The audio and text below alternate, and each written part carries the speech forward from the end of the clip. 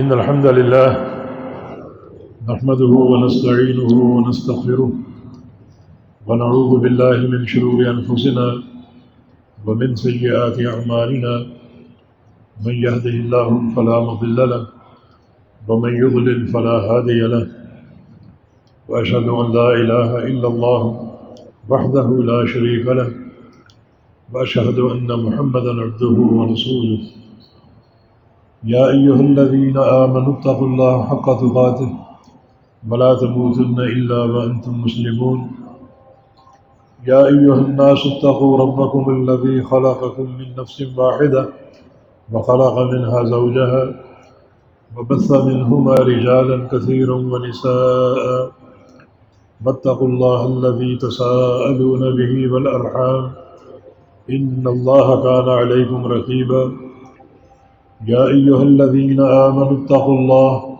وقولوا قولا سديدا يصلح لكم أعمالكم ويغفر لكم ذنوبكم ومن يطع الله ورسوله فقد فاز فوزا عظيما أما بعد فإن أصدق الكلام كلام الله وأحسن الهدي هدي محمد صلى الله تعالى عليه وسلم وشر الأمور محدثاتها وكل محدثة بدعة وكل بدعة ضلالة وكل ضلالة في النار من يطع الله ورسوله فقد رشد واهتدى ومن يعص الله ورسوله فقد ضل وغوى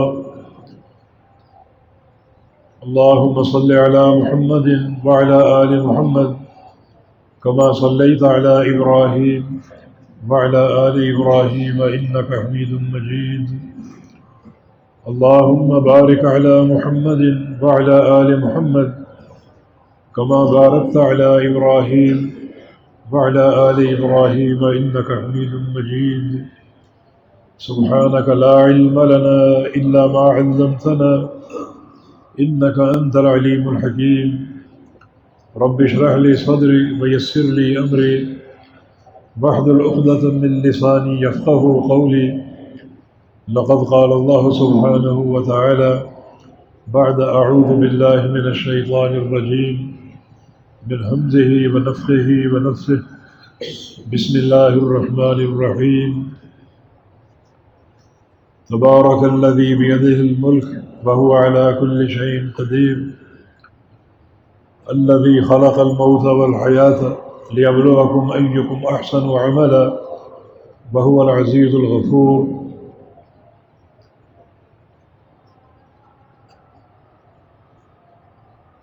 ہماری یہ شریعت اتنی بابرکت ہے، اتنی اس میں وسعت اور کشادگی ہے، اتنی سماحت ہے کہ اس شریعت مطہرہ کی روح سے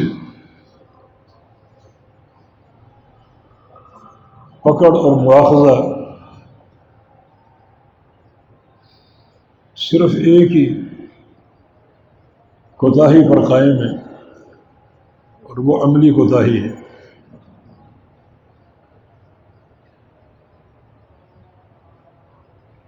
باقی بہت سے امور انسان کی زندگی کے ساتھ مربوط ہیں جن میں انسان بے اختیار ہے، اور شریعت ان امور میں مواخذہ نہیں کرتی اور پکڑ نہیں کرتی۔ جیسے ایک انسان رنگت کا کالا ہو، یا ایک انسان غلام ہو، یا ایک انسان خاندانی اور برادری کی تقسیم کے مطابق ہلکی ذات کا ہو، یا ایک انسان غریب اور فقیر ہو، ان میں سے کوئی چیز بندے کی پکڑ کا باعث نہیں ہے۔ نبی علیہ السلام کی ایک حدیث صحیح مسلم میں، من ابطأ به عمله لم یسرع به نسبه، جس شخص کا عمل کمزور ہے اسے کوئی چیز کامیاب نہیں کر سکے گی، نہ خاندانی وجاہت، نہ اس کا حسب و نسب، نہ دنیا کی مال و دولت، نہ چہرے کا حسن، نہ رنگت کی سفیدی، نہ اس کی بہترین صحت، کوئی چیز اسے کامیاب نہیں کر سکے گی اگر عمل میں کمزوری۔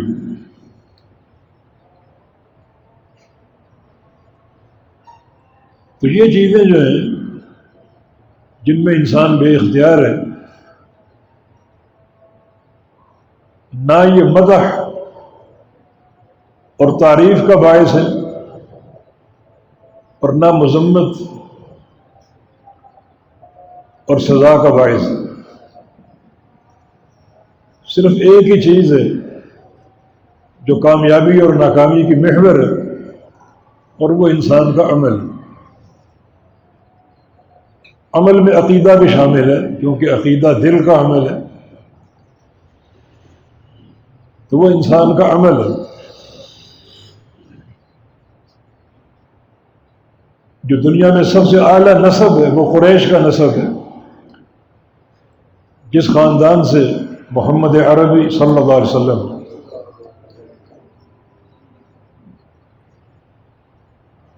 اور رسول اللہ صلی اللہ علیہ وسلم نے بنو ہاشم کو، پھر بنو عبد المطلب کو خطاب فرمایا کہ اعملوا، عمل کرو، انقذوا انفسکم من النار، اپنی جانوں کو خود جہنم سے بچاؤ۔ قریشی ہونا، ہاشمی ہونا یا مطلبی ہونا کافی نہیں، محور نجات عمل ہے۔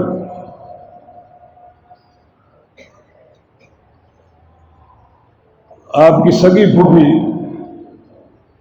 صفیہ رضی اللہ عنہ فرمایا کہ یا صفیہ تو عمت رسول اللہ صلی اللہ علیہ وسلم، اے صفیہ رسول اللہ کی پھوپھی صلی اللہ علیہ وسلم، اعملی،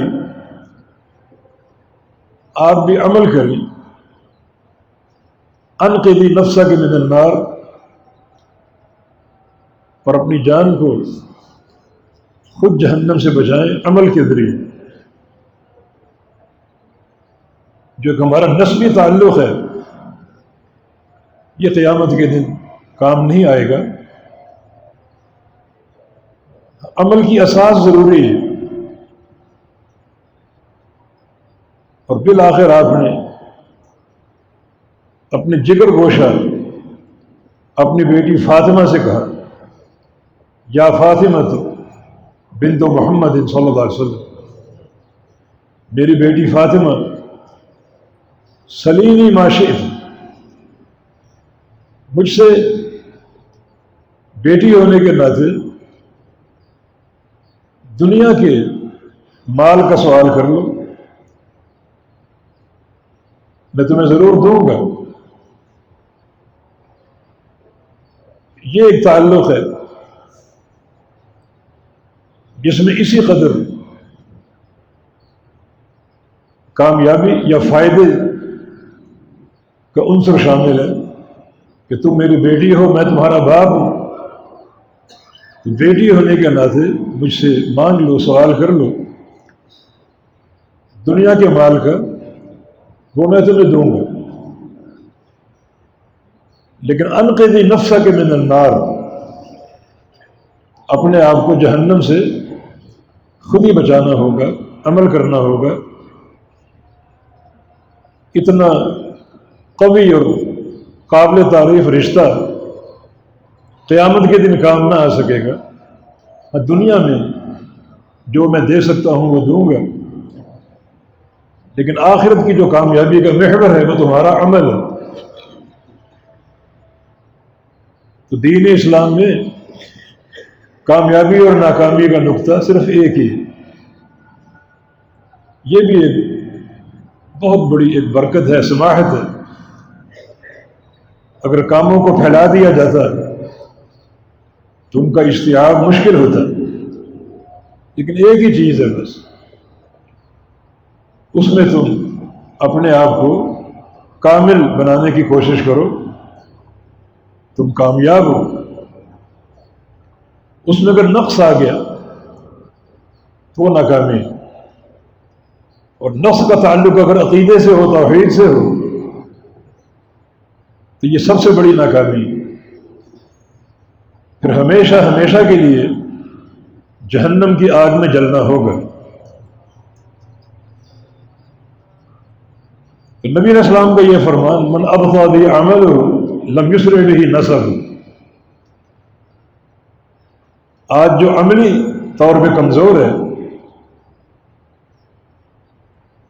دنیا کا کوئی تعلق اسے کامیاب نہیں کر سکے گا، نہ کوئی مالی تعلق، نہ کوئی خاندانی تعلق، نہ قوم برادری کا تعلق، بس ایک عمل ہی اساس ہے۔ بلکہ شریعت مطہرہ نے نچلے طبقے کے لوگوں کو بہت نوازا، اور ان کا شرف دنیا پر عیاں ہو گیا۔ فتح مکہ کے بعد بیت اللہ کی چھت پر چڑھنے کا شرف کس کو حاصل ہوا؟ تمنا اور خواہش سب کی ہوگی، مگر یہ شرف بلال حبشی رضی اللہ عنہ کے ہاتھ آیا، جو غلام تھے، جن کا نسب معلوم نہیں تھا، جن کو نبی علیہ السلام نے خانہ کعبہ کی چھت پر چڑھنے کا حکم دیا اور اذان دینے کا۔ اور جب تک آپ مکہ میں مقیم رہے، فتح مکہ کے بعد بلال حبشی رضی اللہ عنہ اذان دیتے رہے، اور ابو محذورہ ایک اور صحابی۔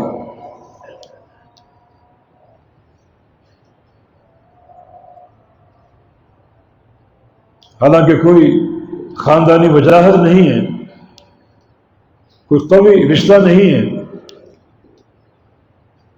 آزاد بھی نہیں ہے، خرید کر آزاد کیے گئے، مالدار بھی نہیں ہے،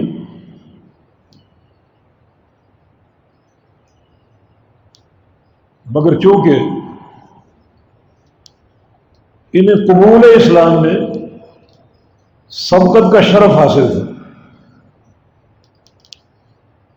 عمرو بن عباسہ رضی اللہ عنہ بالکل اسلام کے آغاز میں نبی علیہ السلام سے ملے، اسلام قبول کرنا چاہا، بہت سی باتیں کی انہوں نے، لیکن نبی علیہ السلام نے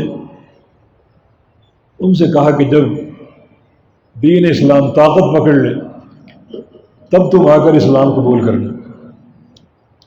اس نے پوچھا تھا، من اتبعک علی ھذا الامر یا رسول اللہ، یا رسول اللہ صلی اللہ علیہ وسلم، آپ کو دعوت دیتے دیتے کچھ وقت گزرا ہے، اب تک کتنے لوگ مسلمان ہو سکے؟ فرمایا کہ 2، عبد و حر، ان میں ایک آزاد ہے ابو بکر صدیق رضی اللہ عنہ، اور ایک غلام بلال رضی اللہ عنہ، بس باقی ایک بچہ علی رضی اللہ عنہ اور ایک خاتون خدیجہ رضی اللہ عنہ، لیکن مردوں میں سے 2 ہی اسلام قبول کر سکے۔ تو سیدنا بلال کو قبول اسلام میں سبقت کا شرف حاصل، اور اس شرف پوری زندگی ان کی ایک عظمت کا ثبوت تھا. اس سبقت کے شرف کی بنا پر انہیں ہمیشہ مقدم کیا جاتا تھا.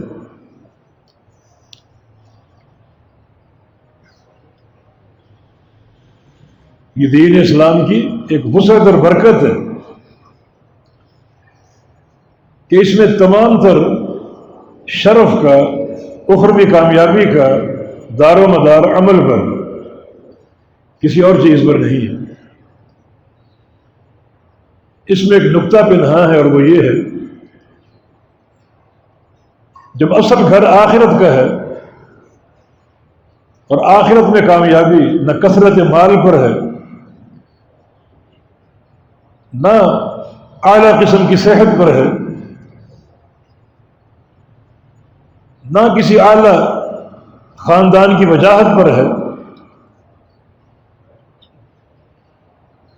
جب دار و مدار ایک ہی نقطے پر ہے اور وہ عمل، تو عمل پر توجہ دیجیے. اللہ رب العزت نے ایک سورت قرآن میں اتاری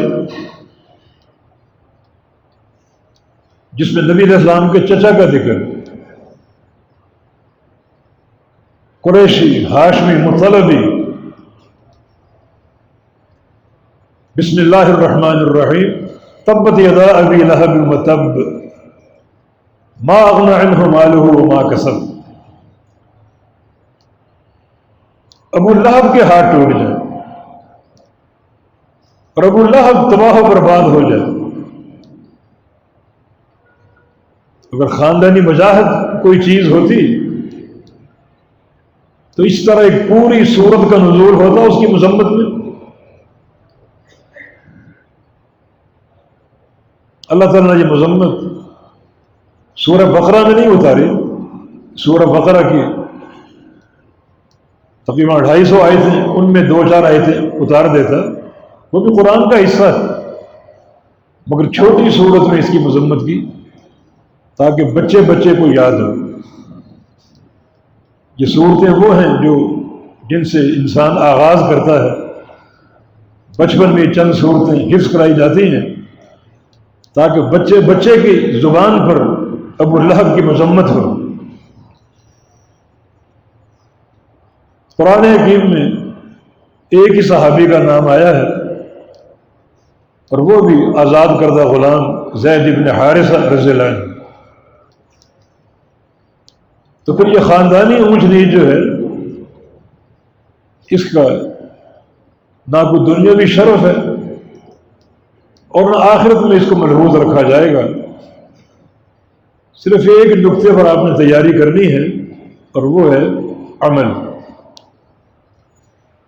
اب اس عمل میں جتنا حسن پیدا کر سکو، جتنی خوبصورتی لا سکو، اب یہ ہماری دنیا کی زندگی کی محنتیں ہیں.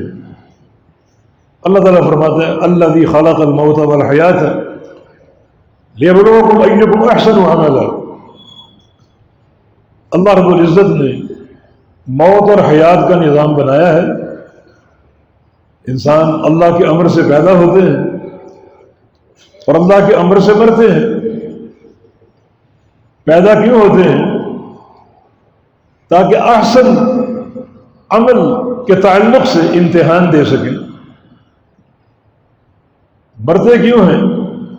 تاکہ مرنے کے بعد اللہ تعالیٰ کو اپنے عمل کا حساب دے سکیں. موت سے قبل عمل ہے، حساب نہیں ہے. موت کے بعد حساب ہے، عمل نہیں.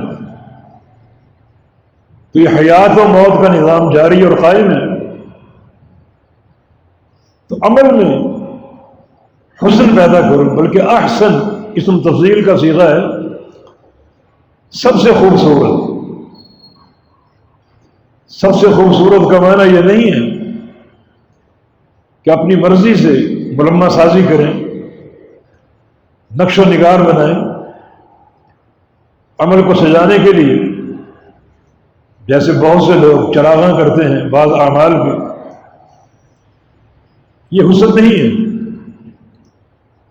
حسن جو ہے نبی علیہ السلام کی سنت کے ساتھ، جس عمل پر رسول کریم صلی اللہ علیہ وسلم کی مہر نہیں ہے، وہ عمل چاہے چاندی اور سونے کا ہو، ہیروں سے جواہرات سے جڑا ہو، وہ جوتے کے لو کے بھی قابل نہیں۔ اور محمد کریم صلی اللہ علیہ وسلم سے جو عمل ثابت ہے وہ خوبصورت عمل، اس میں خوبصورتی پیدا کرو۔ خوبصورتی کیسے پیدا کرو؟ ان عمل کا ظاہر سنت کی اتباع کے ساتھ ہو،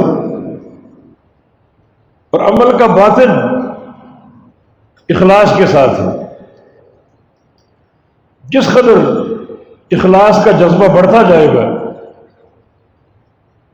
عمل کے حسن میں اضافہ ہوتا جائے گا۔ اللہ تعالیٰ کے ہاں اجر کثیر کی انتہا نہیں ہے کوئی بھی۔ لیوفیہم اجورہم ویزیدہم من فضلہ، تاکہ اللہ تعالیٰ پورا اجر دے اور اپنے فضل سے بڑھا بھی دے۔ یا اللہ کتنا بڑھائے گا اس کی تحدید نہیں ہے، تمہارے اخلاص کو دیکھوں گا، اس کے بقدر بڑھاتا جاؤں گا۔ تمہارے اندر جو اتباع کا جذبہ موجود ہے اسے دیکھوں گا، اسی کے بقدر بڑھاتا جاؤں گا۔ شریعت میں ثواب کی تحدید نہیں ہے، ایک نیکی 10 گنا بڑھ سکتی ہے، 10 گنا پر یہ عدد بند نہیں ہوتا، 70 گنا بھی، 700 گنا بھی۔ یہ نہ سمجھے کہ 700 گنا پر معاملہ رک گیا، بلکہ فرمایا واللہ یضاعف لمن یشاء، اللہ جس کے لیے چاہے اور بڑھا دے۔ جس قدر تم حسن پیدا کرتے جاؤ گے، اور عمل ہی در حقیقت نجات یا ناکامی کا ایک محور ہے، عمل میں کوتاہی ہے تو ناکام ہو، اور عمل اگر درجہ کمال تک پہنچا ہوا ہے حسن کے ساتھ تم کامیاب ہو۔ لیکن لوگ اس میں متفاوت ہیں، مختلف نوعیتیں ہیں، ہر ایک کا اتباع کا جذبہ برابر نہیں ہے، اور ہر ایک کا اخلاص بھی برابر نہیں۔ رمضان آنے والا ہے، ایک رات اس ماہ مبارک میں اللہ نے رکھی ہے، اس کا اجر 1000 سال کے برابر ہے نہیں، 1000 سال سے زیادہ ہے، یہاں بھی تحدید نہیں ہے۔ لیلۃ القدر خیر من 1000 شہر، لیلۃ القدر جو ہے اس ایک رات کی عبادت کا اجر 1000 مہینے یعنی 85 سال کے برابر نہیں بلکہ بہتر ہے۔ کتنی بہتر ہے؟ جتنا آپ کے عمل میں حسن ہوگا، اخلاص کا زیور ہوگا، نبی علیہ السلام کی اتباع کا جذبہ ہوگا، اتنا ہی بہتر ہوگا۔ اخلاص کی بات چلی تو ایک نقطے پر بحث کرتے ہیں۔ در حقیقت یہ ایک بڑا تاریخی قول ہے نبی علیہ السلام کے صحابی زبیر ابن عوام رضی اللہ عنہ، عشرہ مبشرہ میں سے، اور جنت میں نبی علیہ السلام کے حواری، ان کا ایک قول ہے من استطاع ان تكون له عند الله خبيئة فليفعل۔ اگر کوئی شخص یہ طاقت رکھے جو اخلاص کی چوٹی پر فائز ہو، اگر یہ طاقت رکھے کہ اس کا کوئی عمل صرف اللہ کے پاس راز ہے اور کوئی نہیں جانتا، تو ایسا کر گزرو. یہ اخلاص کی چوٹی ہے. اور کوئی نہیں جانتا معنی کیا ہے؟ آپ کی بیوی نہیں جانتی، آپ کی اولاد نہیں جانتے، آپ کے والدین نہیں جانتے، ایک ہی گھر میں رہتے، دوست احباب نہیں جانتے، روزانہ ملتے ہیں، کوئی نہیں جانتا. آپ نے اس کو راز بنا کے رکھا ہوا ہے اپنے رب کے لیے. تو ایسا کر جاؤ. یہ اخلاص کی وہ چوٹی ہے جو اللہ تعالیٰ کی رضا کی موجب ہے.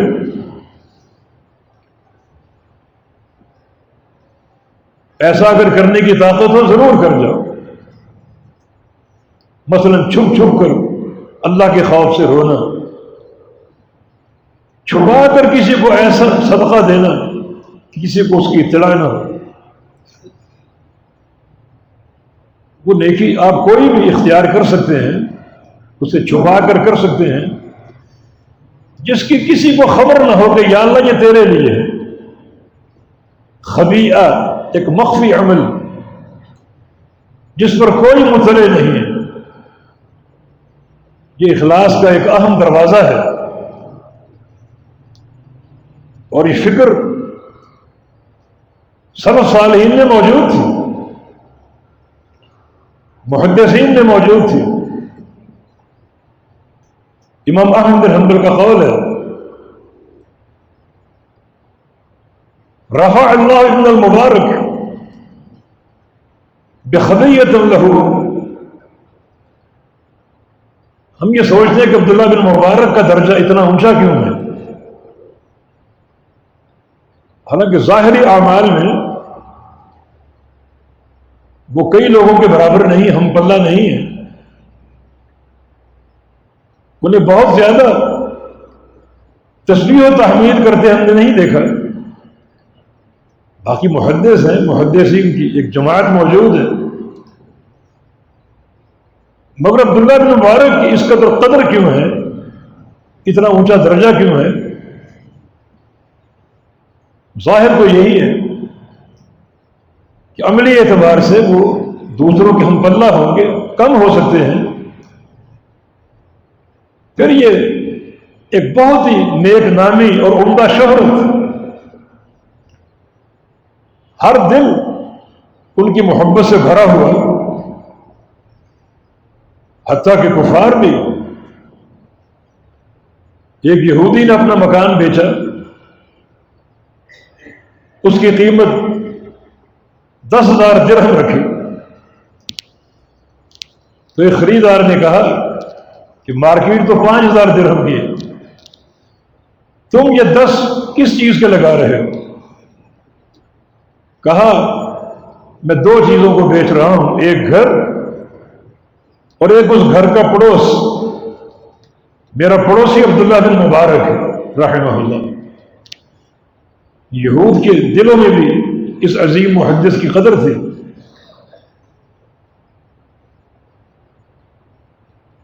تو فرماتے ہیں کہ یقیناً عبداللہ بن مبارک کا کوئی خبیہ ہے، کوئی ایسا مخفی عمل جو اللہ کے لیے وہ انجام دیتے ہیں. اور اللہ تعالیٰ ایسے بندے سے محبت کرتا ہے،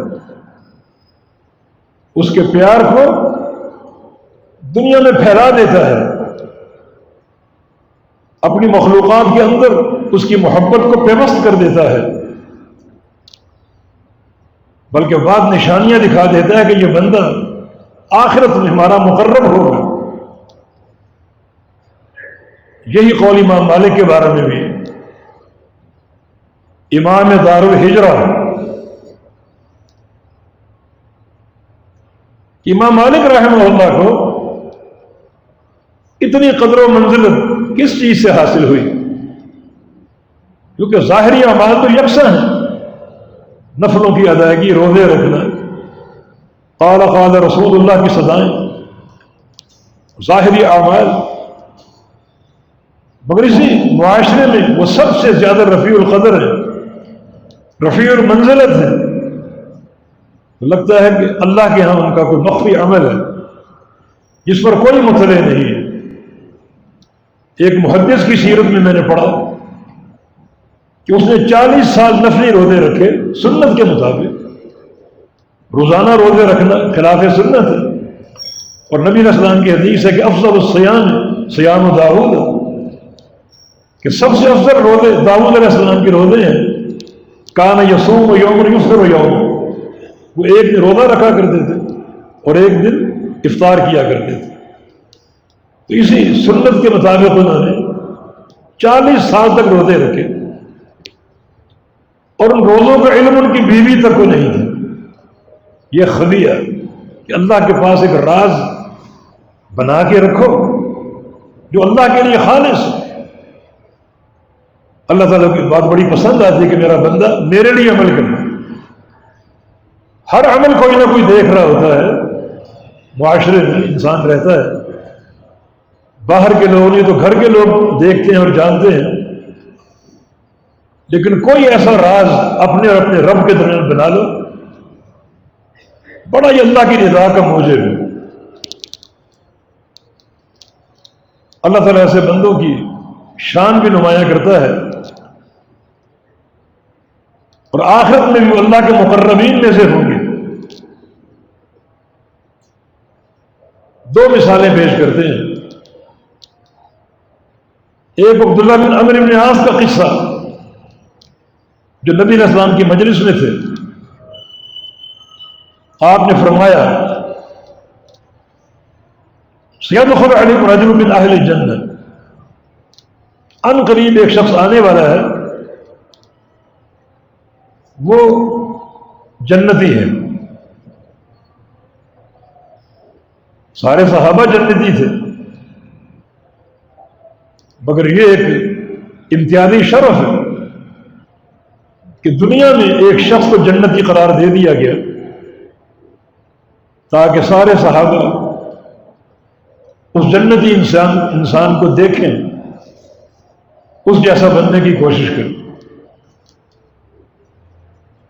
تو ایک شخص آ گیا، عبداللہ بن عمرو بن عاص رضی اللہ عنہ، ان کی نگاہ اس پر ٹک گئی، اور جب مجلس ختم ہوئی وہ اپنے گھر کو جانے لگا تو اس کے پیچھے پیچھے ہو لیے، حتیٰ کہ گھر تک پہنچ گئے اور کہا کہ میرے بھائی کچھ وقت میں آپ کے ساتھ گزارنا چاہتا ہوں، میرے گھر کے معاملات کچھ دگرگوں ہیں، اگر اجازت دے تو آپ کے ساتھ رہ لوں۔ کہا کہ بڑے شوق سے رہو۔ 3 دن رہے، دن رات اس کا عمل دیکھا، کردار دیکھا، اس کی گفتار دیکھی، لیکن مایوسی سی ہوئی۔ جو سارے کام ہم کرتے ہیں وہ یہ کرتا ہے، قیام اللیل ہے، نفلی روزے ہیں، نمازوں کی حاضری ہے، جماعت کی پابندی ہے، آخر اس کے پاس کون سی ایسی امتیازی شے ہے جس کی بنا پر وہ شرف ان کو عطا ہوا؟ جب جانے لگے تو اس شخص نے پوچھا میرے بھائی تم نے بتایا نہیں کیوں آئے اور اب کیوں جا رہے ہو؟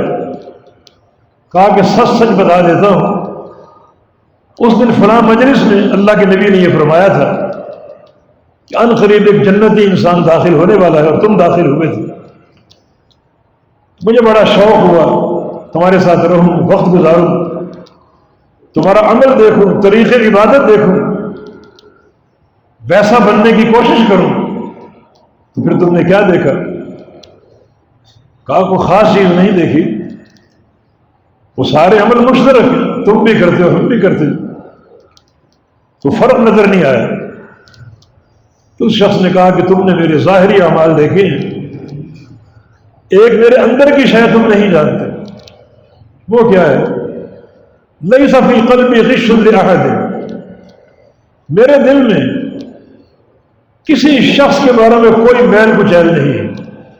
دل جو ہے نا ایک شفاف آئینے کی طرح ہے، یہ نیکی میں نے اپنے رب کے لیے خالص بنا کے رکھی ہوئی ہے، یہ سارے رب کی مخلوق ہیں، رب کے بندے ہیں، میں ان کے ساتھ کیوں بگاڑ پیدا کروں؟ اس دل میں کوئی حسد نہیں، کوئی کینہ اور بغض نہیں، کوئی عداوت نہیں، کسی قسم کے نقصان کی نیت نہیں۔ یہ دل ایک شفاف آئینے کی مانند ہے، یہ ایک میرے اور میرے رب کے درمیان ایک راز ہے۔ تو عبداللہ نے کہا کہ ہاں یہی وہ چیز ہے جس نے تمہیں فوقیت دی۔ دوسرا قصہ مسند احمد میں، رسول اللہ صلی اللہ علیہ وسلم نے ایک بار بلال حبشی سے کہا کہ اخبرنی بارجع عملک، بلال مجھے بتاؤ تمہارا سب سے خوبصورت عمل کون سا، سب سے بڑا امید افزا عمل تم کیا کرتے ہو؟ اس قدر وہ پوشیدہ عمل کہ نبی علیہ السلام کو بھی اس کا علم نہیں تھا۔ وجہ کیا ہے، میں کیوں پوچھ رہا ہوں؟ فَإِنَّ سَمِعْتُ خَشَبَةً عَلَيْكَ فِي الْجَنَّةِ، میں نے جنت میں تمہارے قدموں کی آہٹ سنی۔ اور ایک حدیث میں بِمَا سَبَقْتَنِي إِلَى الْجَنَّةِ، بلال تم جنت میں میرے آگے آگے کیسے؟ اتنا بڑا شرف کہ اللہ تعالیٰ نے اس شرف سے لوگوں کو آگاہ کر دیا کہ یہ بلال کا مقام ہے۔ بِمَا سَبَقْتَنِي إِلَى الْجَنَّةِ، تم جنت میں میرے آگے کیسے، مجھ سے پہلے کیسے؟ اس کا معنی یہ نہیں کہ وہ آگے تھے، یہ آگے ہوں گے اور اللہ کے نبی پیچھے ہوں گے، بلکہ اس کا خوبصورت معنی ابن قیم نے بیان کیا کہ بلال کا جنت میں آگے ہونا نبی علیہ السلام کے پروٹوکول کے لیے ہوگا۔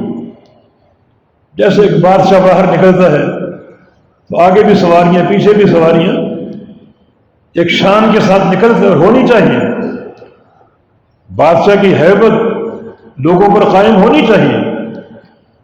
اگر آگے پیچھے گاڑیاں ہوں تو یہ قابل عیب نہیں ہے۔ ہاں بادشاہ کی جو سوچ کی سمت ہے وہ صحیح ہے، رعیت کے ساتھ ہمدردی اور اخلاص ہو، عدل قائم کرنا چاہتا ہو تو جو اس کے عدل کی ہیبت ہے وہ لوگوں پر پیوست ہونی چاہیے۔ اگر پروٹوکول کے ساتھ نکلتے ہیں تو یہ کوئی عیب نہیں ہے۔ بلال حبشی رضی اللہ عنہ کو یہ سعادت ملے گی کہ جنت میں نبی علیہ السلام سے آگے آگے ہوں گے، اللہ کے نبی جب بھی باہر نکلیں گے بلال حبشی ان کو پروٹوکول دیں گے۔ تو اس شرف کے لیے ابو بکر صدیق کو کیوں نہ منتخب کیا گیا؟ عمر فاروق، عثمان غنی، علی مرتضی، انہیں کیوں نہ منتخب کیا گیا؟ دراصل بلال حبشی رضی اللہ عنہ کو جہاں قبول اسلام کی سبقت حاصل تھی وہاں مسجد میں حاضری کی سبقت بھی حاصل تھی۔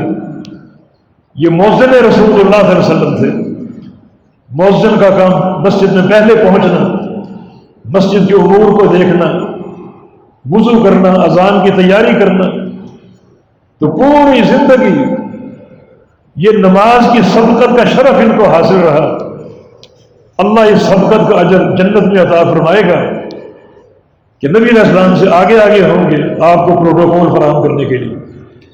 والسابقون السابقون اولئک المقربون، سابقین، یہ دو دفعہ سابقون کہا، جس کا معنی السابقون فی الدنیا ہم السابقون یوم القیامہ، جن کو دنیا میں نیک اعمال کے تعلق سے سبقت کا شرف حاصل ہے، قیامت کے دن وہی سابقین ہوں گے، آگے آگے ہوں گے۔ تو بلال تم کیا عمل کرتے ہو؟ تم چلتے زمین پر ہو اور قدموں کی دمک جنت میں سنائی دیتی ہے۔ کہا کہ یا رسول اللہ صلی اللہ علیہ وسلم، ایک عمل میں نے راز رکھا ہوا تھا، چونکہ آپ نے پوچھا تو آپ کو بتا رہا ہوں۔ میں جب بھی بے وضو ہوا، دن کو یا رات کو، میں فوراً وضو کرتا تھا، اور اس وضو کے ذریعے اللہ تعالیٰ جتنی مجھے توفیق دیتا نفل پڑھتا، 2 پڑھتا، 4 پڑھتا، یہ میرا ایک عمل تھا۔ ایک خبیہ کے طور پر میرے اور میرے رب کے درمیان، کیونکہ آپ نے یہ پوچھا تو میں نے آپ کو بتا دیا. تو دیکھیں ایک خبیہ جو اللہ کے لیے چھپا کے عمل رکھا، تو اللہ اس بندے کے شرف کو ضائع نہیں کرتا، بلکہ بلال کے شرف کو اس طرح ظاہر کیا کہ ان کے قدموں کی آہٹ جنت میں پہنچتی ہے. چلتے زمین پر ہیں لیکن جنت میں ان کی آواز سنائی دیتی ہے، ان کے قدموں کی دمک محسوس ہوتی ہے. تو اللہ تعالیٰ نے یہ خبر دے کر ان کے شرف کو عیاں کیا کہ میرا بندہ اتنا میرے لیے مخلص ہے کہ ایسا عمل انجام دے رہا ہے جس پر کوئی مطلع نہیں ہے، اور وہ چاہتا ہے کہ یہ خبیہ ہو، رب کے پاس میرا ایک راز ہو. یقیناً جب قیامت قائم ہوگی تو ایک مرحلہ آئے گا، وہ مرحلہ دلوں کے راز کھولنے کا ہے. افلا یعلم اذا بعثر ما فی القبور وحصل ما فی الصدور. یہ انسان جانتا نہیں قبر سے اٹھایا جائے گا، اور قبر سے اٹھائے جانے کے بعد ایک وقت آئے گا کہ اس کے سینے کے راز کھولے جائیں گے. بڑا یہ خوفناک اور خطرناک مرحلہ ہے. ہم ظاہری اعمال میں سجاوٹیں اختیار کر لیتے ہیں، دنیا دیکھ رہی ہے، لیکن قلبی اعمال کو کوئی نہیں دیکھتا، اس کی ہمیں پرواہ نہیں ہوتی. اچھی نیت ہو، بد نیتی ہو، ریاکاری ہو، اخلاص ہو، حسد ہو، کینہ ہو، بغض ہو، محبت ہو، نفرت ہو، کوئی دیکھ ہی نہیں رہا. لیکن قیامت کے دن دیکھا جائے گا، بندے کے دلوں کے راز نکالے جائیں گے، دل کے راز نکالے جائیں گے. اور جب ایک بندے کے وہ راز نکلیں جو پروردگار کے لیے خاص تھے، خبیہ کے طور پر بندے نے یوں چھپا کر وہ عمل کیے، کسی کو اس کی اطلاع نہ ہو، کسی کو اس کی خبر نہ ہو، یقیناً یہ شخص اللہ تعالیٰ کے مقربین میں سے ہوگا، اس کی محبتوں کا مستحق ہوگا. وہ کامیابیوں کے خزانے سمیٹے گا. کتنا عظیم بندہ کس نے خبایا اپنائے، ایسے عمل جو لوگوں نے چھپا کر رکھے، اور اس کی چاہت تھی کہ میرے گھر والے بھی وہ اعمال نہ دیکھ پائیں بلکہ رب تعالیٰ کے لیے خالص ہیں. تو یقیناً یہ بہت بڑے شرف کی بات ہے. تو الذی خلق الموت والحیات لیبلوکم ایکم احسن عملا. یہ موت و حیات کا نظام جو ہے یہ احسن عمل کے تعلق سے امتحان ہے. اس عمل کو خوبصورت بناؤ، اور خوبصورت بناؤ، احسن بناؤ، سب سے اچھا بنانے کی کوشش کرو. اور عمل کی اچھائی جو ہے دو چیزوں پر قائم ہے. ایک نبی علیہ السلام کی سنت کی اتباع کا رنگ ہو، دوسرا اخلاص کا رنگ ہو. اس میں جتنی بہتری لا سکو، عمل کا ظاہر مطابق ہو مصطفیٰ علیہ السلام کی سنت کے، اسی پر اکتفا نہ کریں بلکہ دل میں ایک چوٹی کی محبت ہو نبی علیہ السلام کی سنت سے، اسی چوٹی کی نفرت ہو ہر بدعت سے. یہ چیزیں بھی عمل کا حسن ہے کہ بندہ سنت کے مطابق عمل کر رہا ہے، اور اس کا عقیدہ اور منہج محبت سنت پر قائم ہے، بلکہ اس کا عقیدہ اور منہج اسی شد و مد کے ساتھ نفرت سنت پر بھی قائم ہے. عمل کا حسن ہے یہ، پھر اللہ بڑھائے گا. آپ کے ظاہر و باطن کو دیکھ کر. دوسرا اخلاص کا رنگ ہے، وہ اس کے اندر پیدا کرو، ریاکاری کی لعنت سے بچو، اور پھر مزید اس کو نکھارنے کے لیے کچھ ایسے اعمال اختیار کر لو. یہ ایک عمل اختیار کر لو کم از کم جو خبیہ کے طور پر ہو. خبیہ کا معنی ایسا راز جسے دنیا کا کوئی انسان نہیں جانتا، صرف اللہ جانتا. تو اللہ تعالیٰ اس دلی جذبے پر انسان سے راضی ہوگا کہ یہ بندہ کتنا مخلص ہے میرے لیے کہ اس نے باقاعدہ ایک عمل یا کچھ اعمال ایسے چھپا کر کیے کہ کسی کو ظاہر نہیں ہونے دیے. تو یہ عمل کا حسن ہے. تو احسن عمل کے تعلق سے امتحان جاری ہے. پیپر آپ کے ہاتھ میں ہے، آپ جواب تیار کر رہے ہیں اور قیامت کے دن وہ سب دیکھا جائے گا، چیک کیا جائے گا اور اس کے نمبر آپ کو دیے جائیں گے، تو ایسا حسن پیدا کرو اپنے جوابات میں کہ آپ 100% نمبر لے کر کامیاب ہو جائیں اللہ کی عدالت میں۔ اللہ تعالیٰ کے اجر کی کمی نہیں ہے، لیوفیہم اجورہم ویزیدہم من فضلہ، اللہ عمل کا اجر پورا دیتا ہے، پھر اپنے فضل سے اس میں اضافہ کرتا ہے۔ وہ اضافہ، وہ رنگ آپ نے پیدا کرنا ہے، اس عمل کو سنوار کر حسن پیدا کر کے، اور اس عمل میں ایک فوقیت کا رنگ بھر کے وہ آپ نے پیدا کرنا ہے۔ زندگی موجود ہے، مواقع موجود ہیں، عمل کی گاڑی چل رہی ہے، ضرورت اس کو سجانے کی ہے نبی علیہ السلام کی سنت کے حسن سے اور اخلاص کی دولت سے۔ ساتھ ساتھ اگر دعا ہو کہ اللہ تعالیٰ ہمارے لیے یہ منزل آسان کر دے، اللہ ہمیں بھی کچھ ایسے اعمال کی توفیق دے دے جو ہمارے اور ہمارے پروردگار کے درمیان ہو، جن سے کوئی شخص آگاہ نہ ہو۔ یہ سریرہ جو ہے، یہ راز قیامت کے دن انسان کی کامیابی پر منتج ہوگا۔ افلا یعلم اذا بعثر ما فی القبور وحصل ما فی الصدور، انسان جانتا نہیں ہے لوگ قبروں سے اٹھائے جائیں گے اور ان کے سینے کے راز نکالے جائیں گے۔